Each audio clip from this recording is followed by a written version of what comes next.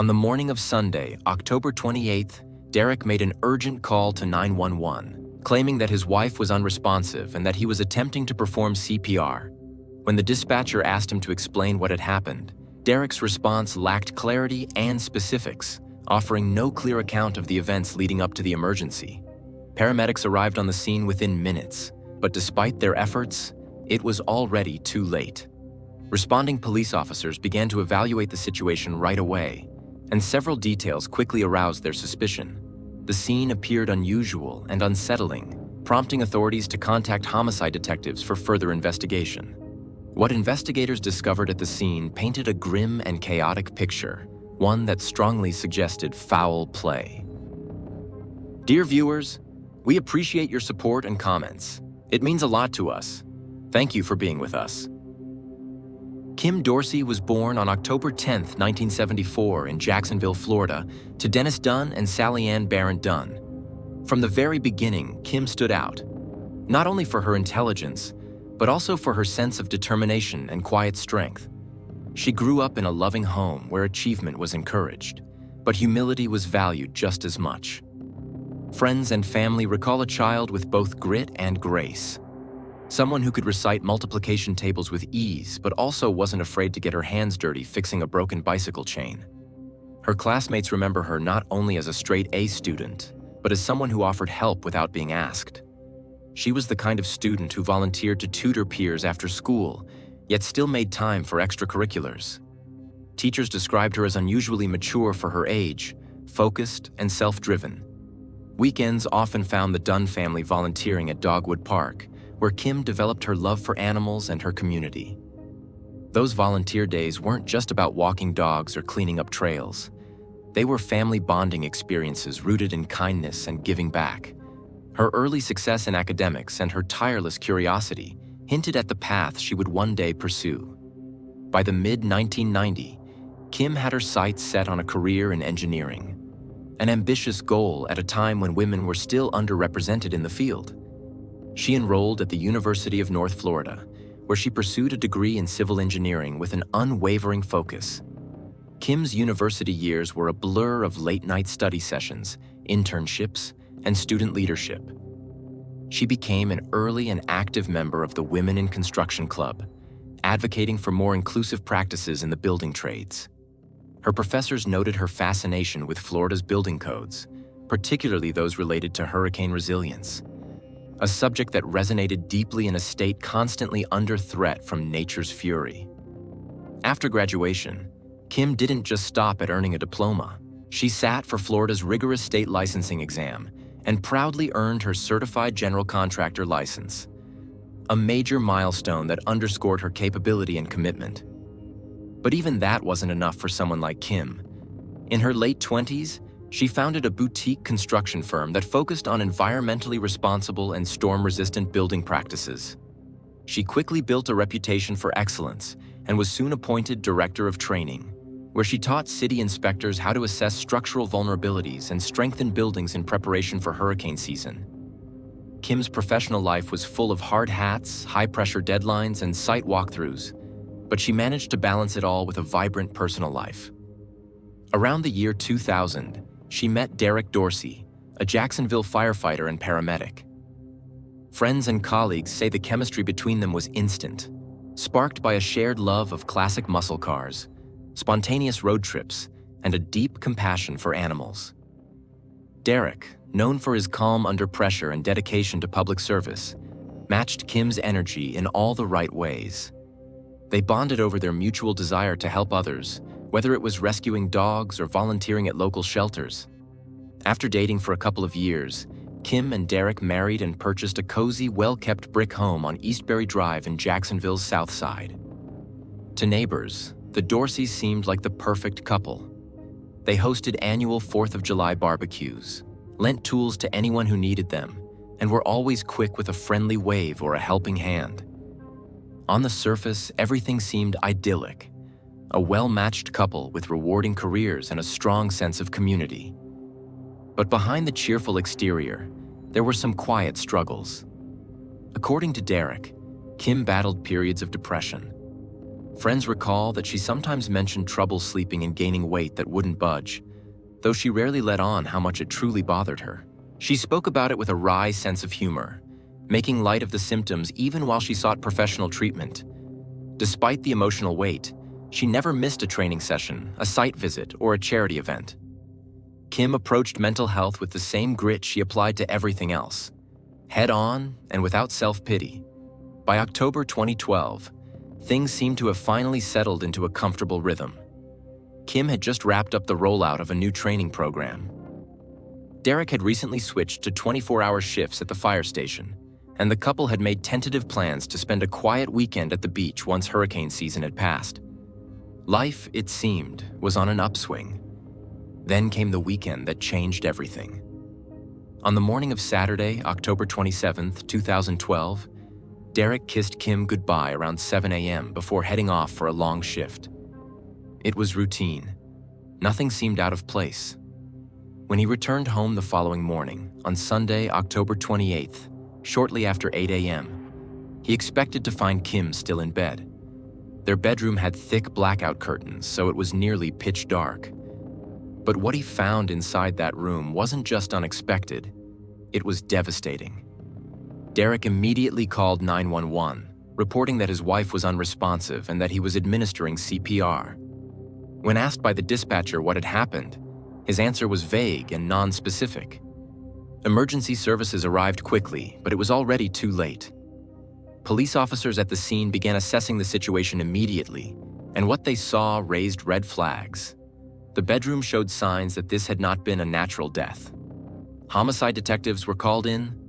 Early estimates from the medical examiner revealed that Kim had died roughly 24 hours before the 911 call, around the same time Derek had left for work the previous morning. The crime scene told a chaotic and chilling story. In the kitchen, more strange clues emerged. Drawers had been yanked open and their contents dumped out. Remote controls and a keypad for a surround sound system were inexplicably piled in the sink. It looked as though someone had been searching for something.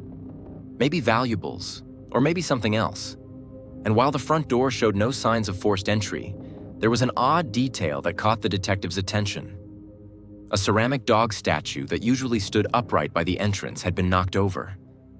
It was subtle, but enough to suggest movement or a hurried exit. Police quickly came to a working theory. This wasn't a random break-in. The absence of forced entry suggested that Kim either let her attacker in willingly, or that the person had access to the house already. Given the circumstances surrounding Kim Dorsey's tragic death, it was hardly unexpected that her husband, Derek Dorsey, became the first person detectives turned to. As the last person known to have seen Kim alive and the one who discovered her, his timeline, actions, and relationship with his wife came under immediate scrutiny. He was brought to the Jacksonville Police Department for formal questioning shortly after the initial investigation began. Detectives approached the interview methodically, aiming to understand Derek's movements and behavior over the course of the weekend in question. He was calm, cooperative, and appeared open to sharing information. When asked to recount the days leading up to the incident, Derek provided a seemingly straightforward account. On Friday, Kim had left the house for a few hours to run errands, which included a shopping trip. That evening, they stayed in, ordered food, and watched a movie together. A quiet, uneventful night by his description. Derek explained that he had to work a 24-hour shift beginning early Saturday morning. He left the house around 7 a.m. and drove to his assigned fire station, located on the northern outskirts of the county. The station was approximately 15 miles from their home, and while not remote, the area was known for spotty mobile phone reception. He claimed to have tried contacting Kim several times throughout the day, but his calls either failed to go through or were dropped mid-connection. He wrapped up his shift by 8 a.m. Sunday and drove straight home, only to discover what he described as a devastating and surreal scene. At first glance, Derek's account appeared to match the basic facts available to detectives. His story aligned with his work schedule, and initial timelines didn't present any glaring inconsistencies. However, there was one detail that detectives found puzzling. Derek, a seasoned emergency responder with years of field experience, had spoken in a disoriented and almost incoherent manner during the 911 call. It struck investigators as odd that someone so trained in crisis situations would react in such a scattered way. This discrepancy raised questions. Was it emotional distress? Was he hiding something? Or was he possibly involved in some way? As the interview progressed, detectives steered the conversation toward his marriage. Derek described his relationship with Kim as unconventional but consensual. According to him, they had agreed years earlier to maintain a form of open relationship, allowing both partners to explore connections outside of their marriage. However, he said Kim had stepped away from that lifestyle after suffering the loss of her mother, which occurred roughly 3 to 4 years prior. He explained that Kim had taken the loss very hard, which led her to seek mental health support. As part of her treatment, she began taking prescribed medication that, while effective, came with side effects including weight gain. Derek noted that these changes may have affected how Kim saw herself, though she continued to function in her career and daily life with characteristic discipline. While Kim had reportedly ended her involvement with others, detectives needed to know whether Derek had done the same. In many investigations, strained relationships or romantic entanglements become crucial threads. Derek admitted he was currently seeing another woman. This raised natural questions. Had he fallen in love with someone else? Did he want out of the marriage? Was there any potential financial motive? When detectives asked if Kim had a life insurance policy, Derek replied that she did not. That removed one possible incentive, but the inquiry didn't end there. Detectives evaluated Derek's alibi more closely. The travel time from his fire station to the house was roughly 30 minutes each way, meaning a round trip would take close to an hour. They questioned his fellow firefighters, all of whom confirmed that Derek had been present at the station throughout the entirety of his shift. The firehouse was small, the kind where comings and goings are hard to miss. Their accounts matched his own, confirming that Derek had what investigators often refer to as an airtight alibi. This discovery forced detectives to broaden their focus. Still, suspicion lingered. Love triangles, jealousy, and broken promises have long played a role in domestic tragedies. Investigators considered whether Derek's girlfriend might have had a motive, perhaps fueled by resentment or an unfulfilled promise of divorce. But after a thorough interview and review of her whereabouts, she too was cleared of suspicion. She had a solid alibi for the time frame in question. With both Derek and his girlfriend effectively ruled out, detectives returned to the Dorsey residence for a fresh examination of the crime scene. Sometimes, a second pass can reveal things that were overlooked in the initial wave of activity. This time, they brought in behavioral analysts and forensic experts to help reconstruct the sequence of events. These specialists offered new perspectives. Their task was to determine the point of origin, the moment the confrontation began. According to their findings, the altercation likely started upstairs, where a pool sticks normally kept in a storage rack had been taken and used. The knife, later recovered from the kitchen, was part of a matched set located in a drawer that wasn't in plain view. These details strongly suggested that the perpetrator wasn't a stranger. This was someone familiar with the home's layout. Someone who either lived there at some point or spent enough time in the house to know where things were stored. That alone shifted the direction of the investigation. If the person responsible had intimate knowledge of the home, then it was highly likely that they had a personal connection to the Dorsey family. More tellingly, investigators had already recovered a DNA sample from the scene that they believed belonged to the assailant. Now they needed to match that sample against known individuals who had been inside the home. Detectives pressed Derek for names. Who had stayed in their home before? Who had access to the property when he wasn't there? It turned out that Derek, aside from being a firefighter, also worked as a general contractor and often employed day laborers and subcontractors. Some of these workers, particularly during hard times, had even stayed at the Dorsey residence temporarily. As detectives dug deeper into the growing web of people who had once passed through the Dorsey household, one name repeatedly resurfaced: Lance Kirkpatrick. Derek Dorsey reported that Lance was someone he had once worked with on various contracting jobs. Over time, the two developed what Derek described as a casual friendship, born more out of shared labor than personal closeness. But when Lance hit a rough patch, Derek did what he had done for others in the past. He extended a helping hand. Wanting to offer stability to someone struggling, Derek allowed Lance to live in his home for several months. At first, things were amicable. Lance was quiet, respectful, and helped out with small repairs and errands. But that arrangement began to deteriorate when Lance reportedly started drinking more heavily. According to Derek, the shift in Lance's behavior became noticeable. He was no longer the subdued houseguest, but someone who brought tension into the home. Eventually, things reached a point where Derek had to ask him to leave. Derek claimed the decision wasn't made lightly, but Kim had grown increasingly uncomfortable, and their peaceful home life had begun to fray. When investigators asked where Lance had been the weekend, Derek said that as far as he knew, Lance had been out on a boat in the Atlantic Ocean, far from Jacksonville, and presumably with no access to a vehicle or way to return. This alibi, while difficult to verify immediately, gave detectives pause. It was vague and lacked a concrete location or witness confirmation. Still, without solid evidence placing him at the crime scene, they had to keep moving. The second individual Derek mentioned was someone named Joshua Vey, another man he had taken under his wing during his side work as a general contractor. Much like with Lance, Derek offered Joshua both employment and temporary housing. Joshua lived in their home for a time, though the arrangement eventually fell apart due to disagreements, likely personality clashes or differing expectations. While Joshua moved out, Derek continued to offer him occasional work doing small jobs or manual labor. According to Derek, he had plans to meet Joshua on the morning of Kim's death. In fact, Derek explained that after wrapping up his 24-hour shift at the fire station on Sunday morning, he was supposed to meet Joshua at a local convenience store. They had arranged to connect there so Joshua could join him on a new work project. But Joshua never showed up.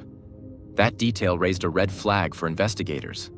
If Joshua was eager for employment and needed the income, why would he fail to appear at a scheduled meeting with someone offering him a job? Now under heightened suspicion, Joshua Vey was located and brought in for questioning. During the interview, detectives pressed him about his whereabouts over the weekend. Joshua claimed he had spent the entire time partying at his home with friends, adding that he hadn't left his house during the hours the crime occurred. The detectives then shifted gears and asked whether he had ever been romantically involved with Kim Dorsey. Joshua denied any such relationship. His answers were relatively straightforward, until detectives reported that Kim had died. At that moment, Joshua's demeanor changed dramatically. He began crying, visibly upset, seemingly overwhelmed. But the detectives were experienced and cautious. Emotional outbursts, especially when a suspect is told of a death, can be either authentic or performative. Was this guilt, shock, or an attempt to appear sympathetic? Regardless, protocol required a DNA sample, which Joshua provided voluntarily. When the forensic analysis came back, it conclusively showed that Joshua Vey's DNA did not match the sample recovered from the scene. That eliminated him as a suspect and brought the police no closer to solving Kim Dorsey's murder. Determined not to overlook any possibility, detectives returned to Derek Dorsey and requested a full list of every person who had stayed at or spent significant time in the Dorsey household in recent years. This process was extensive. Names were cross-checked, interviews were conducted, and DNA samples were collected and tested. One by one, all were ruled out. Either their alibis were verified, or their DNA failed to match the forensic evidence. Still searching for clarity, the investigative team decided to revisit the crime scene with Derek himself in tow. Walking through the house with someone who knows its layout can yield subtle but critical insights. As they moved through the kitchen, Derek pointed out the strangest part of the scene. 4 remote controls, part of the home's surround sound system, had been tossed into the sink. The remotes had been soaked, likely damaged beyond repair. To seasoned detectives, this was not a random act. It looked calculated. Whoever did this may have been trying to erase fingerprints or DNA, thinking the water might destroy forensic evidence. That level of precaution hinted that the intruder was familiar not just with the house, but with what could be used against them in an investigation. Even more intriguing, when Derek turned on the TV during the walkthrough, a movie began playing. A title he swore he had never watched. This sparked a chilling possibility. Had the person responsible lingered in the house after committing the crime? Could they have calmly watched a movie in the living room, perhaps to regroup or wait for the right moment to leave? That recollection triggered another memory in Derek's mind. On Friday afternoon, just about 12 hours before Kim's estimated time of death, a technician had visited the home to fix ongoing issues with their entertainment system. There had been problems with the remote controls, and Derek had called the company to schedule a service call. The technician came, completed the repairs, and left. But could he have returned? Investigators quickly tracked down the technician. During the interview, they noticed that he had visible cuts on his hands. When asked, he said the injuries were work-related, typical for someone dealing with wires, tools, and sharp corners on a daily basis. He denied any involvement in the crime and was cooperative with the process, even agreeing to a DNA swab. When results came back, his DNA did not match what had been found at the Dorsey home. The case seemed to stall, until a routine police database search turned up a highly relevant report. A vehicle-related complaint classified as temporary authorized use. That's legal terminology for a very specific situation, where someone is given permission to use a car, but then fails to return it as agreed. The report had been filed just 17 hours before Kim's death. The complainant? A young woman. The person she had let borrow her vehicle? Lance Kirkpatrick. Lance had told Derek he would be out on a boat that weekend, but the police report painted a very different picture. The woman who filed the complaint said that she, Lance, and a few others were at a party on Friday night. Sometime during the evening, Lance offered to go out and get drinks. She allowed him to use her car, a decision she would soon regret, because he never came back. This bombshell reopened the case in a whole new light. Lance's ocean alibi now looked increasingly unreliable. Detectives shifted focus. The next logical question: did that car, the one Lance was last seen driving, ever travel near Kim Dorsey's home? When law enforcement officers arrived at the scene, their responsibilities extended far beyond securing the area and collecting physical evidence. One of the most vital components of any investigation, especially one involving a potential homicide, is speaking with those who might have seen or heard something suspicious. So, as part of their early procedural steps, the patrol officers began canvassing the neighborhood. They knocked on doors, spoke to residents, and asked a range of questions. Had anyone seen an unfamiliar car? A stranger walking around? Any sounds or disruptions?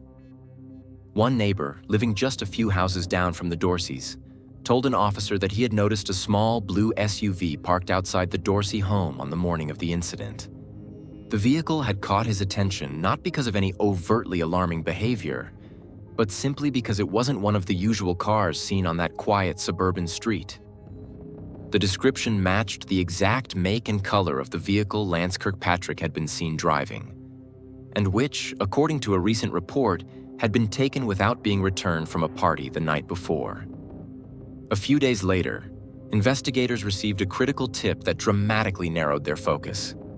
Surveillance footage had been recovered from a home security system just down the street from the Dorsey residence. The timestamp on the footage was chilling. At approximately 6:30 a.m. on the day Kim Dorsey lost her life, the small blue SUV was clearly visible, parked directly in front of her house. The car remained there for a short while before vanishing from the frame. This visual evidence was the missing puzzle piece. Once confirmed, Lance Kirkpatrick was no longer just a person of interest. He became the primary suspect. To locate him, detectives reached back out to the woman who had originally loaned the vehicle to Lance at the Friday night party. She explained that after Lance left with the vehicle, she hadn't seen him again and had no idea where he might be. However, she did provide another valuable lead. A friend of Lance's named Brian Kiefer. She believed Brian might know where Lance had gone after the party. Investigators wasted no time. Brian was picked up for questioning and brought to the precinct for a formal interview. At first, Brian appeared cooperative. He explained that he had also been at the same party where the SUV had disappeared. When asked about his involvement, Brian was quick to clarify that he wasn't the one who had driven off with the vehicle, but he was concerned when Lance disappeared. In fact, he said he'd spent most of the night riding around in a taxi trying to track Lance down. He said he hadn't been successful until the following day. When he finally found Lance, he said he looked worn out, disheveled. He had a noticeable wound on one of his arms. But it wasn't just Lance's physical state that disturbed Brian. It was what he said next. According to Brian, Lance confessed in vague but deeply disturbing terms. He reportedly told Brian something along the lines of, "I'm going to jail." He didn't elaborate much at first, but then began to mention things only someone directly involved would know. Details that hadn't yet been released publicly and would have been impossible for someone on the outside to fabricate. His tone was flat, not dramatic. This wasn't a boast. It was more like a resigned acknowledgement. Brian said that while he was stunned by what he was hearing, he didn't know what to do in the moment. He hadn't initially gone to the police, unsure of what was true and what might have been alcohol-fueled exaggeration. Detectives knew that confessions can come from many places. Sometimes guilt overpowers a person's need for secrecy. Other times, substances such as alcohol loosen tongues. But Brian's account was serious enough to warrant immediate action. At this point, there were two possibilities. Either Lance Kirkpatrick was the perpetrator, or Brian Kiefer knew more than he was admitting, possibly implicating himself. But then Brian provided something unexpected. He told detectives that Lance was hiding in the attic of his house. That single admission changed everything. Officers moved quickly. A team was dispatched to Brian's home. There, hiding in a cramped, dusty attic space, they found Lance Kirkpatrick. He didn't resist arrest. In fact, he seemed eerily calm, as if he had already accepted that his freedom was over. Back at the station, Lance was placed in an interview room and questioned about his relationship with the Dorsey family. He admitted that he had known Derek Dorsey for quite some time. They had worked together in construction, and he had even lived at the Dorsey home for a period during a difficult chapter in his life. That arrangement gave him insight into the family's habits, including the layout of the home and Derek's rotating firefighter schedule. Lance confirmed he knew Derek would not be home that Saturday. He would be on a 24-hour shift. That meant Kim would be home alone. When asked directly about his relationship with Kim, Lance maintained that there were never any problems between them. But before investigators could dig deeper, Lance requested an attorney. The interview came to an abrupt halt. With no verbal confession and no cooperation, detectives were forced to rely entirely on forensic evidence. This is where technology and science stepped in. Investigators obtained a DNA sample from Lance's father and compared it to the DNA collected at the crime scene. The results were definitive. The familial DNA match left no room for doubt. Lance Kirkpatrick's genetic profile matched the biological material recovered from Kim Dorsey's home. This not only confirmed his presence at the scene, but it also definitively ruled out Brian Kiefer, whose name could now be cleared. Piecing together everything they had learned, detectives believed Lance had been strategic and premeditated in his actions. The timeline was damning. After leaving the party on Friday night with the borrowed vehicle, he disappeared until the following day. Surveillance showed him near Kim Dorsey's home early that morning. He knew where the spare key was hidden, beneath a decorative ceramic dog statue by the front entrance. He knew the Dorseys well enough to anticipate their routines. He let himself in quietly, but it's believed Kim heard or sensed his presence. What followed inside the house remains partially unknown, locked behind silence. Despite the overwhelming evidence, Lance Kirkpatrick initially pleaded not guilty. He refused to admit responsibility in the early stages of the legal process. But nearly 2 years after Kim's death, as the case approached trial, he reversed course. Lance ultimately admitted to causing Kim's death, but claimed it had not been intentional. His version of events portrayed the incident as a tragic accident that unfolded in a heated moment. He insisted he had not come to harm Kim, and that things had escalated in ways he hadn't foreseen. During trial proceedings, Lance painted a picture of himself as a close friend of the Dorseys. He said that Kim had even helped train him in fitness. They reportedly went to the gym together multiple times a week and occasionally had drinks afterward. He described their relationship as friendly, casual, and based on mutual support. However, under cross-examination, these comments only raised more questions than answers. Notably, he admitted that the DVD found playing in the Dorsey home's entertainment system belonged to him. That piece of evidence, initially baffling, now made sense. Investigators believed he had stayed inside the house after the crime, possibly watching the film, possibly trying to decide what to do next. As for why he didn't call 911, Lance claimed he panicked. He said he was overwhelmed, frightened, and unsure of what to do. Instead of seeking help, he fled the scene, leaving behind a trail of evidence that would eventually bring him to justice. "I was frantic. I didn't know what to do. I was scared," Kirkpatrick told the court, his voice low and unsteady.